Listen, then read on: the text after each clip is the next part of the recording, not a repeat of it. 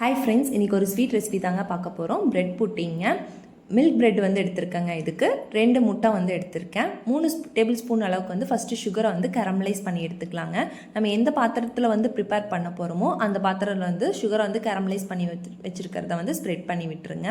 அடுத்து வந்து மிக்ஸி ஜாரில் வந்து 5 பிரெட்டு, 2 முட்டை, 2 ஸ்பூன் அளவுக்கு வந்து ஒயிட் சுகரு, மில்க் வந்து ஒரு 3/4 கப்பு, வெனிலா எசன்ஸ் வந்து 1 ஸ்பூன் ஆட் பண்ணி நல்லா வந்து கிரைண்ட் பண்ணி எடுத்துகிட்டு நம்ம அந்த பாத்திரத்தில் வந்து ஆட் பண்ணிக்கோங்க. இன்றைக்கி வந்து நான் வந்து இதை ப்ரிப்பேர் பண்ணுறதுக்கு வந்து குக்கர் தாங்க எடுத்திருக்கேன். ஃபஸ்ட்டு வந்து குக்கரில் வந்து கொஞ்சமாக தண்ணி ஊற்றி நல்லா வந்து ஹீட் பண்ணி வச்சுட்டேங்க.